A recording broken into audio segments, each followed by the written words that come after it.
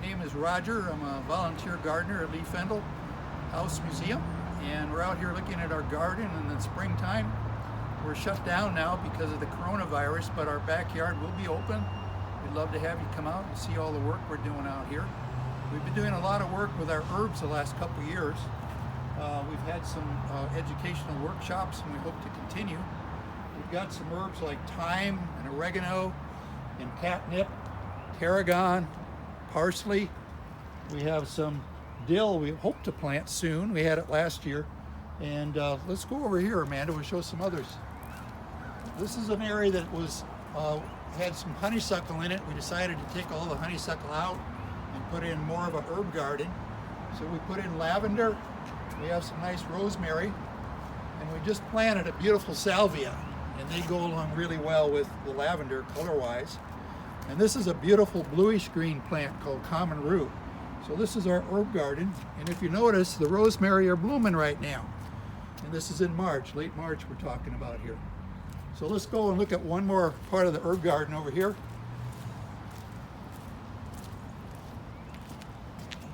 As I should have mentioned that Thomas Jefferson had herbs at Monticello. He had a list of plants, herbs that he wanted in his garden. It was in his diary. So we've tried to grow some that were similar to what he had. Some of the ones we have here are lemon thyme.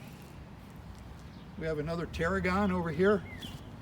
We've got a beautiful lemon balm, which makes great tea, wonderful tea. And then we have a marjoram over here, which is a beautiful herb as well. So I guess we're ready to take our tour around the garden. One thing I wanted to mention are the big trees back here. Mr. Kazanov, when he bought the place in 1850, planted 3 large trees. In the background, the 2 you see are ginkgo on the left, black walnut to the right, and then there's a beautiful southern magnolia, as well as willow oak over on the right side. So we have some large trees which make wonderful shade in the summer, and you're welcome to come and enjoy our shade. So let's go down here. We have boxwood along the edge. This is an area over here that we had way too much honeysuckle. We took out some, we planted some azaleas and some nice hydrangeas around the side. And this is a wonderful area, we think, for weddings. We have weddings here, and of course the bride likes flowers, so that's what we're trying to do. So let's go on down here a little ways.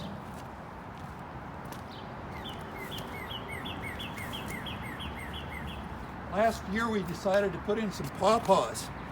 Now pawpaws, as I understand, was George Washington's favorite fruit. They grow wild in the woods of Virginia. We bought a couple, and we got some seed production as well. We're trying to grow some more. So we want to make a historical aspect to our garden, but also we want to bring in as many native plants as we can. We have a rhododendron over here, beautiful plant. We have a nice statue right here of a young boy. Down here we have a holly, which has been a beautiful plant for us. And back over here, we're starting to get into composting a lot more this year. We're just doing a better job of turning it. You have to turn it with a fork, and it heats up and it breaks down the material that we put in there. I just put in some kitchen waste this morning. Over here is a bird feeder and bird bath we put in last year, and it's very well utilized. The cardinals are fantastic. In fact, the male cardinals will sit right next to me. Well, I'm sitting on the bench over here, and he'll come up within 10 feet of me. Beautiful birds. We also in the back corner here have some crepe myrtle that we released a few years ago, and it's really doing well in the sun. We have a large honeysuckle. The one in the middle here is an evergreen viburnum. One of our favorite plants here in the summer is hibiscus. Here's one growing here. Another crepe myrtle. These are beautiful flowers later on in the summer. And here's a very, very large evergreen viburnum here. And you can see they're just starting to open up now, so we'll have some beautiful white blooms here shortly. As I mentioned, we're trying to encourage native plants in our garden. We have a beautiful Carolina allspice here, and the flowers are just gorgeous. They're red, they look like fingers of your hand. They're beautiful. This is one tree we're letting grow because we know the black walnut behind us is going to fall eventually. And this is a sycamore tree. There were 3 coming off the stump. They're stump sprouters, so we cut out 2, leaving one freedom to grow. Back in here is our beautiful little garden that unfortunately is behind the boxwood, but I think it's a beautiful little secret spot.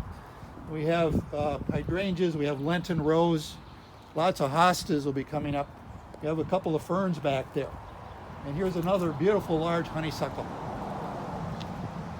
And we're fortunate this time of year we can look at the camellias, so Amanda can photograph our beautiful camellias.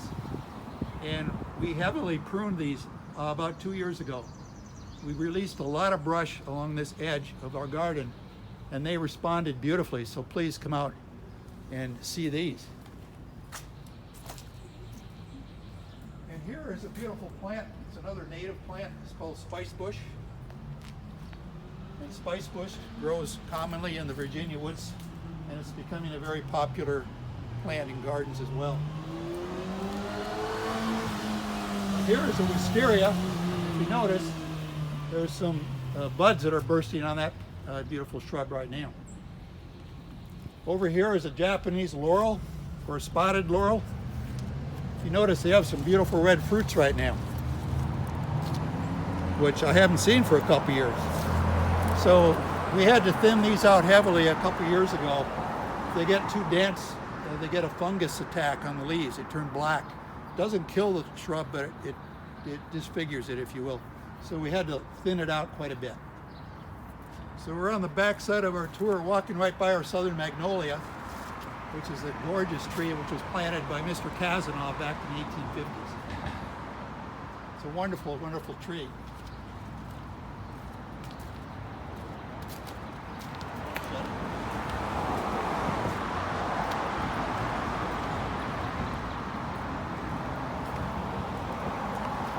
Some more crepe myrtle in here. We cut a lot of the branches off the willow oak last year, and we were hoping we got more sunlight. We didn't get quite the response we were hoping for, but maybe this year will be better.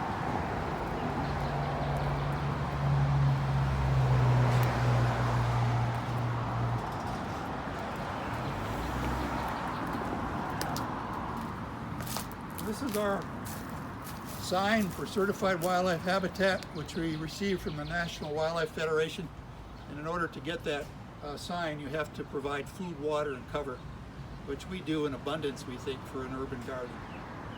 And one last thing I want to show you. Every spring we have a lot of maintenance work on our garden.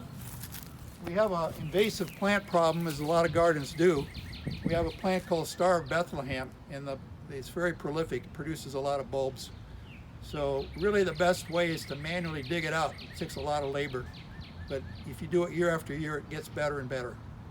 We also have another invasive called Chinese yam, which we have to deal with in the summer. As you can see, we put bark dust out here. This is our pollinator garden. We have butterfly bush, we have lantana, and we get some beautiful butterflies. So please come out to our garden. The house may be closed, but the garden is not, so come out and enjoy yourself. Thank you.